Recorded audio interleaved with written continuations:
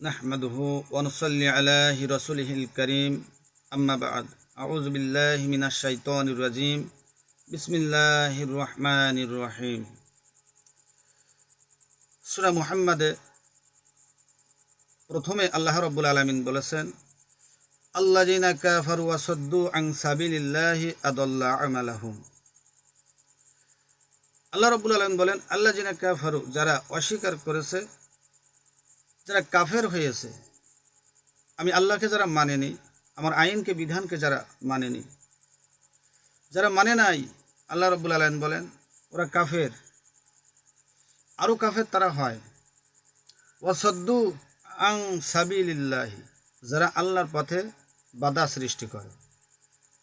অনেক মুসলমান আছে, ইমানদার দাবি করে, মুমিন দাবি করে, মুত্তাকি দাবি করে, তার ব্যক্তি স্বার্থের জন্য, তার নিজের কিছু সুবিধার জন্য, নিজের আত্মীয়কে বাঁচানোর জন্য, নিজের নেতাকে বাঁচানোর জন্য দ্বীনের বাধা সৃষ্টি করে, ইসলামের বাধা সৃষ্টি করে, কোরআনের বাধা সৃষ্টি করে। এরকম হয় কি না? এরকম হাজারো হচ্ছে। কোনো ইহুদি এসে, কোনো বেধর্মী এসে কিন্তু সরাসরি একটা মাহফিল স্টেজে বাধা দেয় না, মসজিদে খতিবকে বাধা দেয় না। যারা নামাজ পড়ে, যারা টুপি মাথায় দিছে, ইমানদার যারা হয়েছে, দাবি করেছে, এরাই কিন্তু বাধা সৃষ্টি করে। এজন্য আল্লাহ এখানে স্মরণ করিয়ে দিচ্ছেন আল্লাযিনা কাফারু ওয়াসাদ্দু আন সাবিলিল্লাহি। সাবধান হয়ে যাও, যারা কোরআনকে যারা বাধা দেয়, রসুলের হাদিসের উপরে যারা চড়োয়া হয়, এভাবে করে দ্বীন প্রচারে যারা বাধা সৃষ্টি করে, এদের বড় একটা ক্ষতি হয়ে যায়। কি ক্ষতি হয়ে যায়?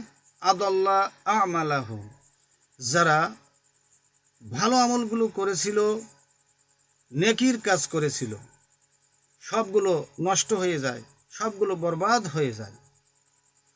এই কথা এখানে এই জন্য বলা হচ্ছে আল্লাযিনা কাফারু, আগেই বলছে যারা কাফের, অসাদ্দু আন সাবিলিল্লাহ, তারা আল্লাহ রাস্তায় বাধা দেয়।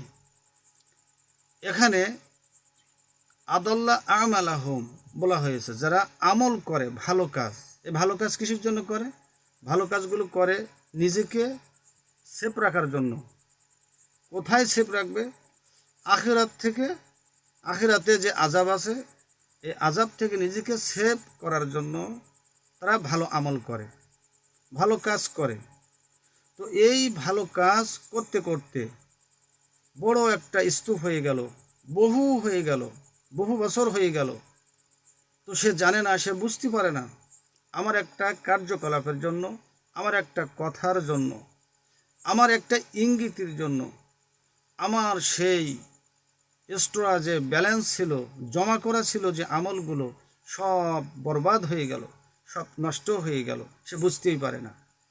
এই জন্য সজাগ করে দেওয়ার জন্য আমি বলছি, সূরা মুহাম্মাদে প্রথমে আল্লাহ বলে দিয়েছেন সাবধান হও, স্মরণ রাখো, তোমার একটি কার্যকলাপের কারণে আমল নষ্ট হয়ে যেতে পারে। সবচেয়ে বড় অপরাধ এটা হবে যারা দ্বীন প্রচারে বাধা সৃষ্টি করে।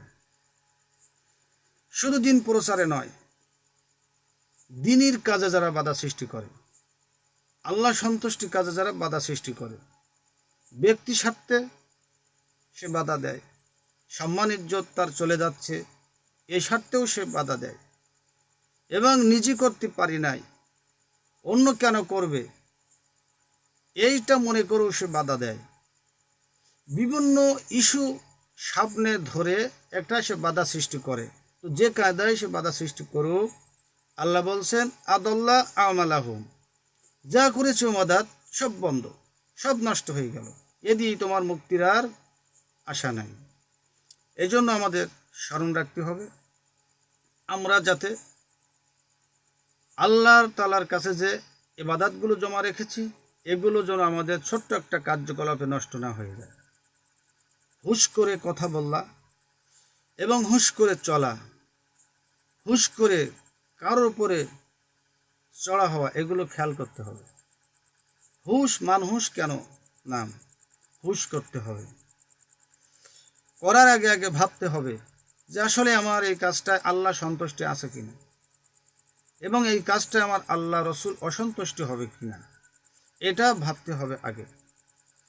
আল্লাহ বলছেন, আল্লাহ জিনা কাফার ওয়াসাদ্দু আন সাবিলিল্লাহি আদাল্লাহ আমালাহুম, আমল বরবাদ হয়ে যাবে সামান্য একটু কাজের দরুন যদি আল্লাহ অসন্তুষ্ট হয়ে যায়, দিন প্রচার কাজে বন্ধ হয়ে যায়। আল্লাহ রাব্বুল আলামিন আল্লাহ তাআলা আরো বলেন, আল্লাযিনা কাফারু ওয়া কাযযাবু বিআয়াতিনা উলাইকা আসহাবুন নার। তারা কি, তারা কোন ধরনের মানুষ? আল্লাহ বলেন, ওরা আমার আয়াতকে অস্বীকার করেছে। অস্বীকার যদি না করতো তাহলে তো বন্ধ করতে বলতো না, বাধা দিত না। যদি স্বীকার করতো অবশ্যই সে বলতো, না একটু বলো দেখি শুনি, একটু বলুক দেখি কি বলতে চায়। এইভাবে একটু সহানুভূতি তো আপাতত দেখাতো।